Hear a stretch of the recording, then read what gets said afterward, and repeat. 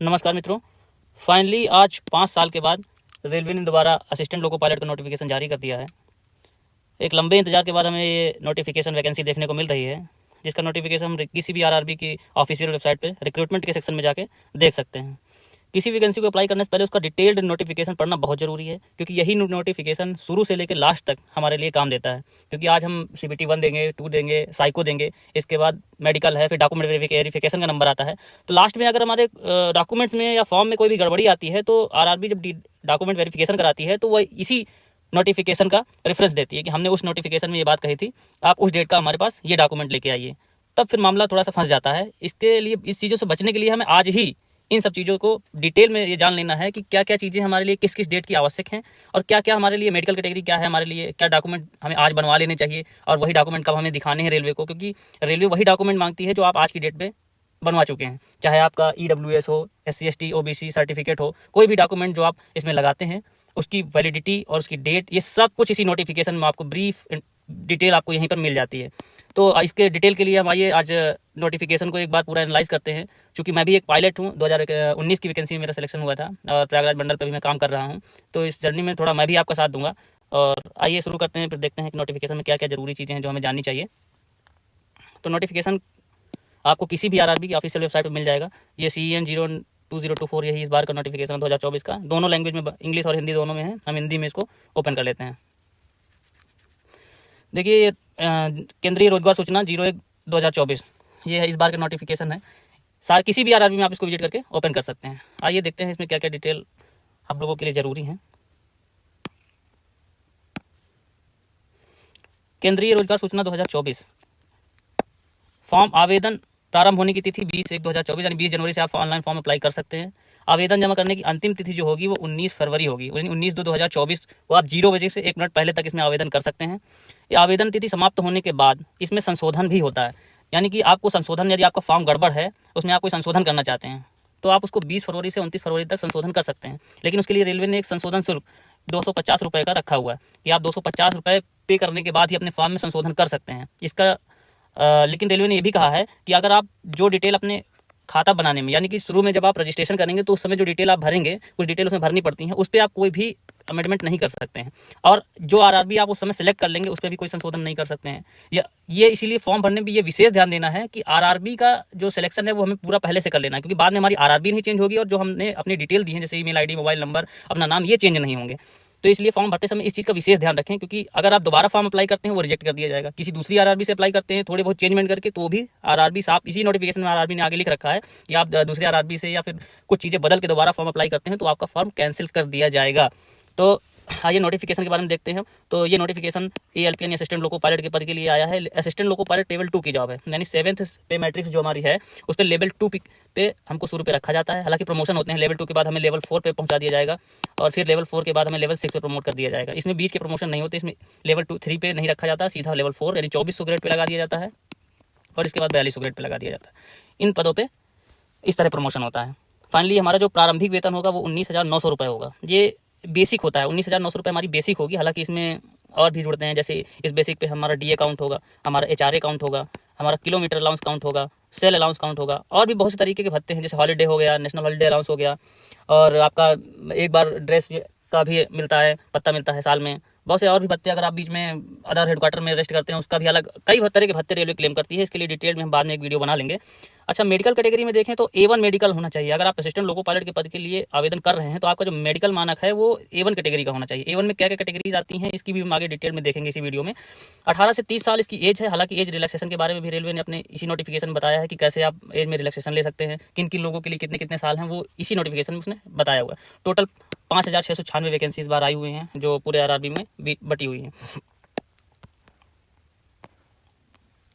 अब हम जब ऑनलाइन आवेदन करते हैं तो उससे संबंधित कुछ बातें भी रेलवे ने यहाँ बताया है कि ऑनलाइन आवेदन भरने से पहले केंद्रीय रोजगार सूचना यानी कि CEN में दी गई जानकारी को अच्छी तरह से पढ़ लें। यानी नोटिफिकेशन पढ़ के ही आप ऑनलाइन आवेदन को पूरा करें। उम्मीदवार को यह सुनिश्चित करना होगा कि वे इस CEN के अनुसार आवेदन जमा करने की तिथि तक या उससे पहले पद के लिए सभी निर्धारित शैक्षिक तकनीकी योग्यताएं पूरी करते हैं। यानी हम जितनी भी हमारी जो डिग्री है, डिप्लोमा है या फिर जो भी हमने किया है, ITI किया है, वो जो हम आवेदन कर रहे हैं उसके पहले की तिथि पर पूरे होने चाहिए। अगर आप कोई भी रिजल्ट का वेट कर रहे हैं तो आप इस वैकेंसी को अप्लाई करने के लिए एलिजिबल नहीं है। आगे रेलवे ने बताया कि उम्मीदवार की पात्रता आवेदन में उम्मीदवारों द्वारा दिए गए विवरण के आधार पर अनंतिम होगी। RRB पात्रता के लिए आवेदन की विस्तृत जांच नहीं करेगा। यानी आप जो अप्लाई कर रहे हैं, शुरुआत में RRB इसकी जांच नहीं करता है, इसलिए आप अगर इस वैकेंसी पे अप्लाई कर रहे हैं तो पूरे नोटिफिकेशन को ध्यान से पढ़ लें और इसके बाद अप्लाई करें, क्योंकि रेलवे जो जांच करता है वो डॉक्यूमेंट वेरिफिकेशन के टाइम पे करता है। अगर उस समय कोई भी त्रुटि या कोई भी जो क्राइटेरिया है उसको आप पूरा नहीं करते हैं तो पैनल पे नाम RRB आपका पैनल से नाम हटा देती है, पैनल पे कंसीडर ही नहीं करती है। ये A1 मेडिकल कैटेगरी के लिए हम देखें तो आंखें हमारी 6/6 होनी चाहिए, और अगर हम कलर ब्लाइंडनेस देखें तो कलर ब्लाइंडनेस की शिकायत नहीं होनी चाहिए। यानी जितने भी A1 मानक हैं उनको हमें पूरा करना चाहिए। आयु 18 से 30 वर्ष तक रेलवे ने मांगा है, लेकिन आयु सीमा में छूट भी दी जाती है, उसके लिए हम आगे देखेंगे 5.1 में। RRB चाहे तो वैकेंसी को घटा या बढ़ा सकती है। एक ध्यान देने वाली बात यह है कि पूरी प्रक्रिया में, यानी कि फॉर्म अप्लाई करने से हमें ज्वाइन करने तक एक बात का विशेष ध्यान रखना है कि हमें एक ऐसा मोबाइल नंबर और ईमेल आईडी देने हैं जो पूरी जर्नी में एक्टिव रहे, क्योंकि हमारा और RRB से जो कम्युनिकेशन होगा इसी मोबाइल नंबर और ईमेल आईडी के थ्रू होगा। इसलिए जब भी फॉर्म अप्लाई करें एक एक्टिव मोबाइल नंबर और एक्टिव ईमेल आईडी जरूर भरें। ऑनलाइन आवेदन के बाद यदि हम फॉर्म में संशोधन करते हैं तो 250 रुपये का संशोधन शुल्क देना होगा, जो कि नॉन रिफंडेबल होगा। CBT 1 के एग्जाम देने के बाद RRB के पास ऑप्शन है कि वो 15 गुने जो है लोगों को CBT 2 में अपेयर होने के लिए क्वालिफाई कराता है। दोनों CBT में CBT 1 और CBT 2 दोनों में माइनस मार्किंग होगी, जो 1/3 अंक की होगी। परीक्षा में किसी भी प्रकार का मोबाइल, ब्लूटूथ ये सब अलाउ नहीं होगा। जो भी हम अपने साथ सामान ले जाते हैं वो क्लास रूम में डिपॉजिट हो जाता है, इसलिए ऐसे कोई भी मूल्यवान वस्तु ना ले जाएं। इसके बाद रेलवे ने कुछ जनरल इंस्ट्रक्शन और भी दिए हैं जिसे आप बारी बारी से पढ़ सकते हैं। मेनली एक चीज़ का ध्यान रखना है कि जो भी हम अपने डॉक्यूमेंट हैं इसमें लगा रहे हैं, चाहे अपनी डिग्री हो, डिप्लोमा हो या ITI हो, जो भी डॉक्यूमेंट लगा रहे हैं उस पर ध्यान देने वाली बात यह है कि उस डॉक्यूमेंट में हमें देखना है कि वो डॉक्यूमेंट जो हमारे डॉक्यूमेंट है उसकी जो पासिंग डेट है वो फॉर्म अप्लाई करने की लास्ट डेट की पहले की होनी चाहिए। वही एक्सेप्ट करती है RRB, उसके बाद पर कोई भी विचार नहीं करती है।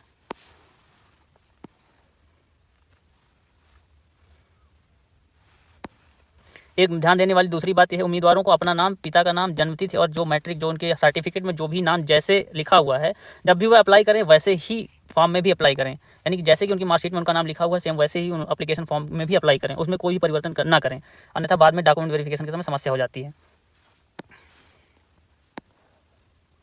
इसके बाद हम और भी जरूरी चीज़ अगर देखें कि CBT 1, CBT 2 और CBAT यानी एप्टीट्यूड टेस्ट, जिसको हम साइको के नाम से जानते हैं, DV यानी डॉक्यूमेंट वेरिफिकेशन की जो डेट है वो जो यहाँ पर पैराग्राफ 13F है उसमें दिए गए अनुसार भाग लेने के लिए RRB की वेबसाइट पर प्रकाशित किए जाएंगे। CBT 1, CBT 2, CBAT और DV के लिए ई-कॉल लेटर केवल संबंधित RRB की वेबसाइट से डाउनलोड किए जाने चाहिए। यानी कि जो भी हमारा CBT 1, 2 या एप्टीट्यूड टेस्ट होगा, उसके बाद मेडिकल होगा, डॉक्यूमेंट वेरिफिकेशन होगा, इन सब के जो एडमिट कार्ड हैं वो हमें जिस RRB से हम अप्लाई करेंगे उसी की वेबसाइट पर मिल जाएंगे।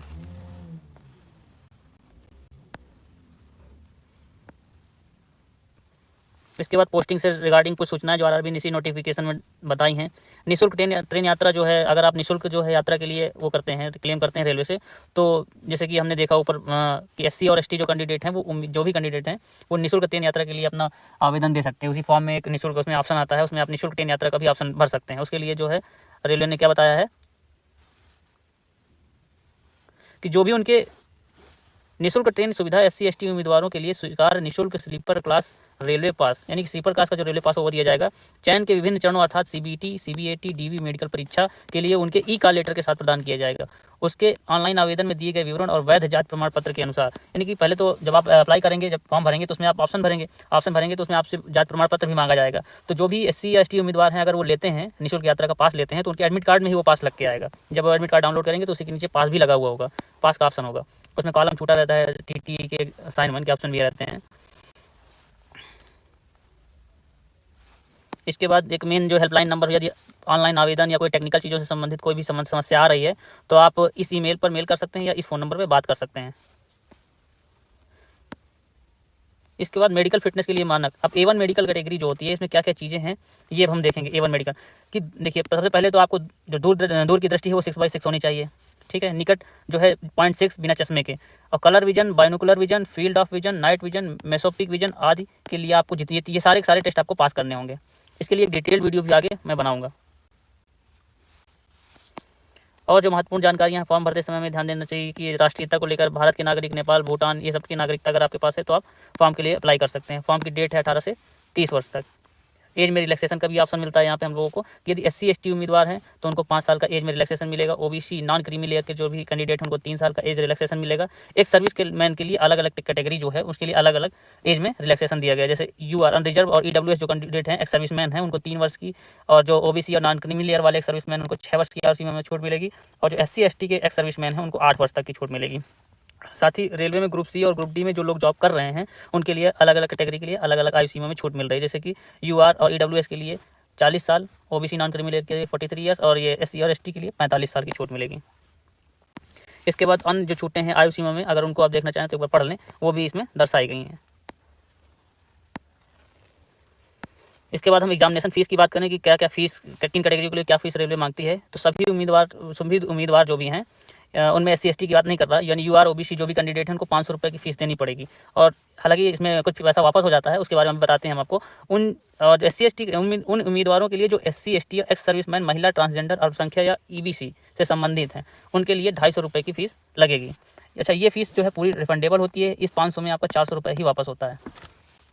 लेकिन रेलवे ने जो एक शर्त रखी है कि केवल CBT 1 में भाग लेने वाले उम्मीदवारों को ऊपर बताए अनुसार उनके परीक्षा शुल्क का रिफंड मिलेगा। जब CBT 1 का एग्जाम आप पास कर लेते हैं तो उसके बाद रेलवे एक रिफंड के लिए लिंक देती है। उसमें आप अपना बैंक अकाउंट वेरीफाई करा के उस खाते पर रेलवे आपका पैसा वापस कर देती है। तो जिन लोगों ने 500 रुपये फीस दी है उनकी 400 रुपये का शुल्क वापस आ जाएगा, और जिन लोगों ने 250 का आवेदन किया है, 250 रुपये देकर आवेदन किया है, और उनकी category SC ST, ex serviceman, महिला, ट्रांसजेंडर और या अल्पसंख्यक इत्यादि जो इसमें बताया गया है उनमें आते हैं, तो उनकी पूरी की पूरी 250 रुपये फीस वापस हो जाती है। आगे इसी नोटिफिकेशन बताया गया कि अल्पसंख्यकों में जो लोग आते हैं उनमें क्या होंगे, जो मुस्लिम हैं, ईसाई हैं, सिख हैं, बौद्ध, जैन और पारसी लोग हैं, ये अल्पसंख्यक में शामिल होंगे। EBC में ध्यान देने वाली बात यह है कि EBC में कौन कौन से कैंडिडेट शामिल होंगे। तो वे EBC के उम्मीदवार में वे हैं जिनकी वार्षिक पारिवारिक आय 50,000 रुपये से कम है, जिनकी एनुअल फैमिली इनकम 50,000 रुपीज़ से कम है, वो लोग इसमें आ जाएंगे। लेकिन उसमें भी दिया हुआ है कि उनका जो EBC सर्टिफिकेट है कि वो किनके द्वारा बना होना चाहिए। जिला मजिस्ट्रेट या तहसीलदार स्तर के कोई प्राधिकारी ने बनवाया हो, मौजूदा सांसद, आपके निर्वाचन क्षेत्र के सांसद द्वारा बनाया गया हो, राज्यसभा सांसद, लोकसभा सांसद या राज्यसभा सांसद किसी का भी हो, दोनों में से ले सकते हैं, या फिर देश के किसी केंद्रीय मंत्री के द्वारा जारी किया गया EBC, इनसे प्रमाणित कोई EBC सर्टिफिकेट है तो आपके पास इस कैटेगरी में अप्लाई करने का ऑप्शन खुल जाता है।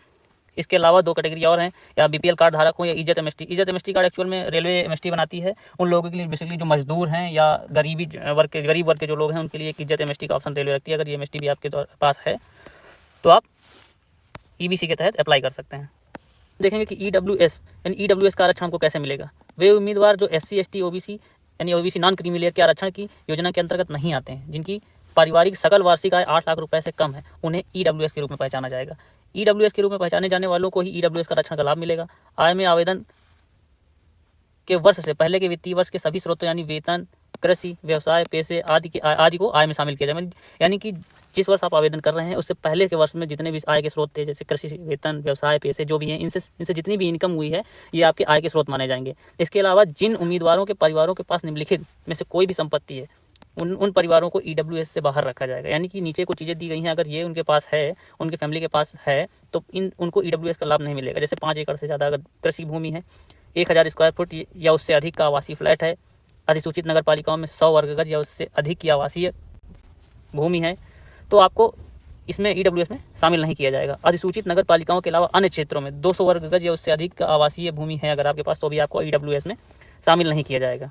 जो EWS सर्टिफिकेट है वो इसमें एक लगा हुआ है, एनेक्सर 3 अनुलग्नक लगा हुआ है नीचे, उस प्रारूप में बना होना चाहिए, जो कि जिला मजिस्ट्रेट या फिर DM साहब जो है हमारे यहाँ के, वो ADM साहब उनके द्वारा बना होना चाहिए, या फिर जितने भी लोगों को यहाँ दर्शाया गया है उनके द्वारा जारी किया हुआ होना चाहिए।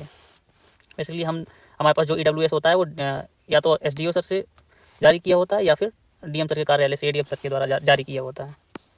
फिर इसके बाद आर्जेंटल रिजर्वेशन के बारे में यहाँ पर लिखा हुआ है, और एक्स सर्विसमैन को क्या क्या सुविधाएं मिलेंगी ये यहाँ पर बताई गई हैं।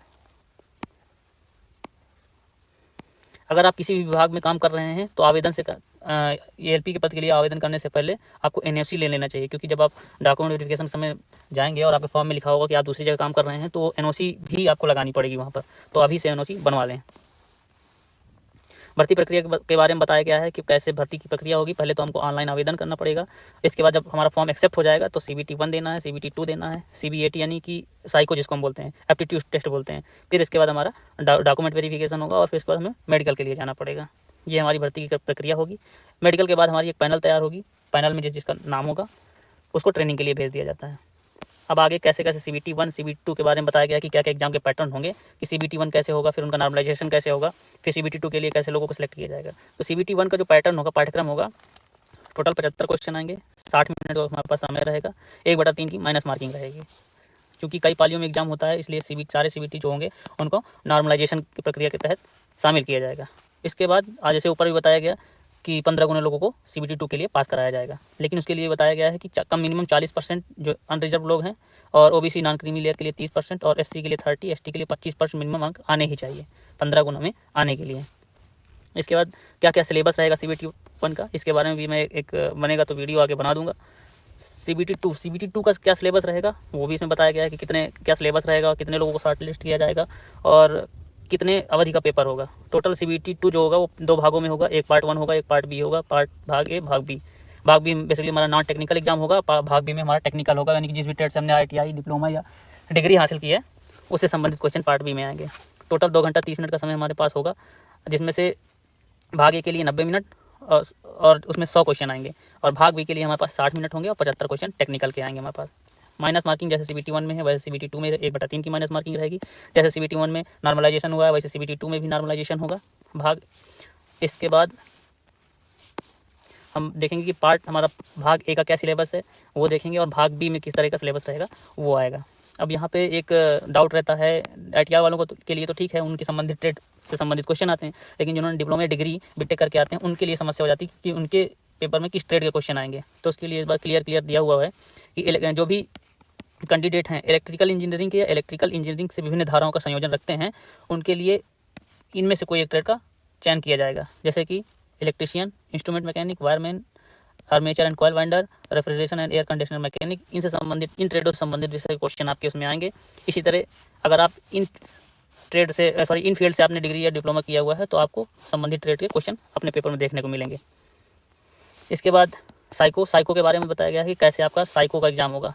साइको में 5 तरह के एग्जाम होंगे, 5 के बारे में यहाँ बताया गया है। इसके बाद CBT 2 और साइको का वेटेज डिसाइड होगा। CBT 2 का 70% वेटेज लिया जाएगा और साइको का 30%। टोटल मिला के आपके जो नंबर आएंगे उनको फाइनल मेरिट पे लिया जाएगा।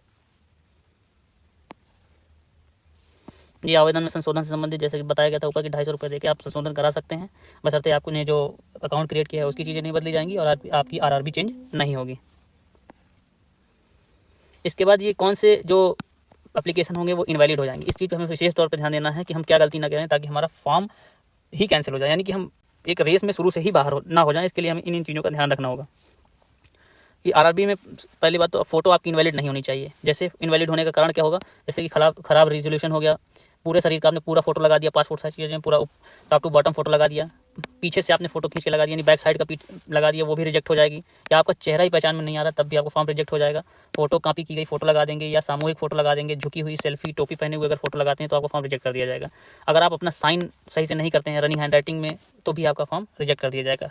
फॉर्म में अपने साइन जैसे आप करते हैं डेली लाइफ में वैसे रनिंग में करेंगे। कोई भी कैपिटल लेटर या फिर खराब रेजोल्यूशन ऐसी चीज़ों में फ़ोटो अपलोड मत करिएगा, साइन अपलोड मत करिएगा, नहीं तो आपका फॉर्म शुरू में ही रिजेक्ट कर दिया जाएगा। ई कॉल लेटर संबंधित सूचना दी, जैसे आपका फॉर्म एक्सेप्ट हो जाएगा संबंधित RRB में आपको CBT 1 के लिए कॉल लेटर अपलोड किया जाएगा तो उसमें आपका भी कॉल लेटर डाउनलोड हो सकेगा। DV के समय क्या क्या डॉक्यूमेंट लगेंगे, क्या क्या चीज़ें होनी चाहिए। एक चीज़ हमें से और ध्यान देने वाली बात है कि हमारा जो बायोमेट्रिक होता है CBT 1, CBT 2, CBAT और DV, इस सब का बायोमेट्रिक बिल्कुल सुरक्षित रहता है। क्योंकि जब मैं गया था तो मेरा CBT 1 का, CBT 2 का और जो हमारा DV के समय मेडिकल, ये सब मिलाए जाते हैं। ये सारा डेटा रेलवे के पास सुरक्षित रहता है और ये सारे मैच किए जाते हैं, इसलिए किसी भी तरह का हमें टैंपरिंग नहीं करना किसी भी चीज़ को लेकर। इसके बाद हम आगे देखें तो रेलवे ने हमें किस रेलवे में कौन कैसे पदों का बंटवारा किया गया है इसके बारे में भी आगे जानकारी मिलेगी, और हमारे पास क्या क्या क्वालिफिकेशन होंगे ताकि हम इस फॉर्म को अप्लाई कर सकते हैं ये भी जानकारी मिलेगी। तो सहायक लोको पायलट लेवल 2 का पद है, 19,900 बेसिक है, A1 मेडिकल कैटेगरी है। तो इसके लिए क्या क्वालिफिकेशन होना चाहिए, पहली है आप मैट्रिकुलेशन यानी 10th प्लस NCVT या CVT का आपके पास ITI होना चाहिए। ITI में निम्नलिखित ट्रेडें हो सकती हैं, फिटर हो सकता है, इलेक्ट्रीशियन हो सकता है, इंस्ट्रूमेंट मैकेनिक हो सकता है और रेडियो और टीवी मैकेनिक हो सकता है, इलेक्ट्रॉनिक्स मैकेनिक हो सकता है, मैकेनिक मोटर वाहन हो सकता है, wireman, tractor mechanic, armature, coil winder mechanic, heat engine Turner, machinist, refrigeration और एयर कंडीशनर मैकेनिक। अगर ये ट्रेडों से आपने ITI किया है तो आप अप्लाई कर सकते हैं। इसके अलावा या तो आपके पास 10+2 या उस संबंधित ट्रेड से आपने अप्रेंटिस किया हो, या फिर आपने मैट्रिकुलेशन किया हो। इसके बाद mechanical, electrical, electronics, automobile engineering में 3 साल का डिप्लोमा किया, यानी आपने पॉलिटेक्निक किया होगा इन ट्रेडों से, तब भी आप भर सकते हैं। इसके बाद अगर इन्हीं संबंधित ट्रेडों से आपने डिग्री भी कर रखी है, यानी बीटेक कर रखा है, तो भी आप इस फॉर्म को अप्लाई करने के लिए आप एलिजिबल हैं। इसके बाद संबंधित RRB में किस RRB में वैकेंसी है, इसकी डिटेल भी हम देख लेंगे। जैसे अहमदाबाद RRB, अहमदाबाद में टोटल 238 पद हैं, अजमेर में 228 पद हैं, प्रयागराज में 241 + 45 पद हैं। जैसे अब ये प्रयागराज डिवीजन है, इसमें NCR और NR दो तरह के हमें डिवीजन प्रयागराज जोन में NCR और NR दो तरह के डिवीजन देखने को मिल जाएंगे। तो भर्ती प्रक्रिया जो होगी वो एग्जाम जो है कंबाइंड होता है। प्रयागराज में NCR और NR का एग्जाम अलग अलग नहीं होता है। पहले आपका आवेदन होगा, शुरू में आपका CBT 1, CBT 2, साइको और DV और मेडिकल, यहाँ तक आपका प्रोसेस सेम चलेगा। इसके बाद एक पैनल आएगी, पैनल में 241 लोगों को RRB NCR यानी इलाहाबाद डिवीजन रख लेगा, और 241 लोगों को इलाहाबाद NCR रख लेगा, और 45 लोगों को उसमें से निकाल के NR यानी दिल्ली लॉबी को दे देगा। इस तरह बाद में बंटवारा कर लेते हैं। ऐसे बेंगलुरु में 473 पद हैं, भोपाल में WCR और WR 2 डिवीजन है भोपाल जोन में। अब 219 + 65 पद यहाँ पर हैं। इसी तरह भुवनेश्वर, बिलासपुर में देखना सबसे ज़्यादा वैकेंसी हमको देखने को मिल रही है। CR में 124 वैकेंसी है, और SECR में 1192 वैकेंसी है। इसी तरह अलग अलग RRB में जितने पद हैं सबको यहाँ मेंशन कर दिया गया। अब ये पहला अनुलग्नक है, ये SC ST कैंडिडेटों के लिए है कि जो SC और ST अभ्यर्थी हैं वो कैसे जाति प्रमाण पत्र अपना बनवाएंगे।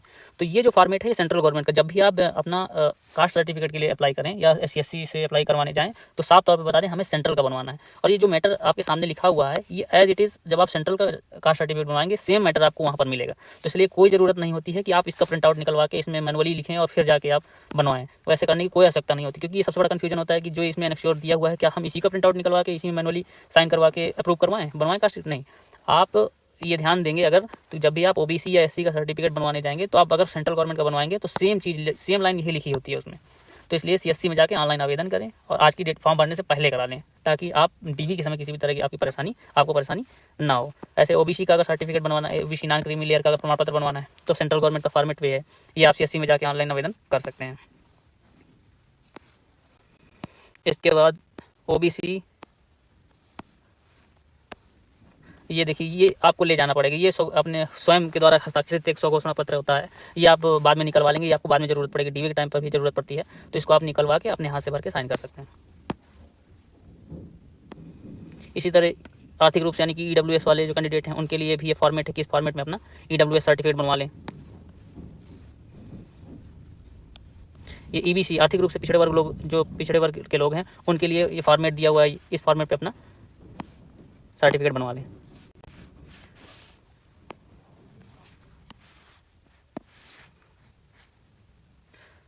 इसके बाद किसी नेत्र विशेषज्ञ के द्वारा प्राप्त होने वाले चिकित्सक प्रमाण पत्र के लिए ये आपको तब जरूरत पड़ेगी जब आप मेडिकल में जाएंगे, तब ये आपके लिए विशेष जरूरत पड़ेगी। इसलिए ये बाद में भी आप बनवा के रख सकते हैं, कोई अभी जरूरत नहीं होती। ये एक्चुअली में जैसे हमारे जो आँख के डॉक्टर होते हैं उनसे बनवाना पड़ता है, और फोटो लगा के वो आपकी फोटो टेस्ट करके मतलब इसमें टिक लगा के दे देते हैं कि आपको ये प्रॉब्लम नहीं है। ये वैसे आप किसी प्राइवेट या मेडिकल कॉलेज हॉस्पिटल से बनवा सकते हैं। मैंने तो ये गवर्नमेंट हॉस्पिटल जिला चिकित्सालय से बनवा लिया था जाके, और ये तभी आपको जरूरत पड़ेगी DV के टाइम पे, अभी इसकी कोई विशेष ज़रूरत नहीं है। बाकी सब स्वघोषणा पत्र हैं, ये एक सर्विसमैन के लिए है। तो इस नोटिफिकेशन में जो मेन बातें थी वो हमने देख लिया है। यदि आपको अभी भी कोई डाउट किसी भी तरह का रह सकता है और मैं आपकी किसी भी तरह से मदद कर सकता हूँ तो आप कमेंट कर दीजिए, मैं आपको डायरेक्टली कॉल करके जो भी मुझसे संभव प्रयास हो सकता है बात कर सकता हूँ। आपके लिए मैं ऑफिस में संबंधित RRB में जो टच में लोग हैं उनसे बात करके भी आपको इन्फॉर्मेशन दे दूंगा। इसलिए किसी भी तरह की पैनिक सिचुएशन क्रिएट ना करें, आराम से मस्त से पढ़ाई करें, सिलेक्शन लें। सिलेक्शन होने के बाद हमारी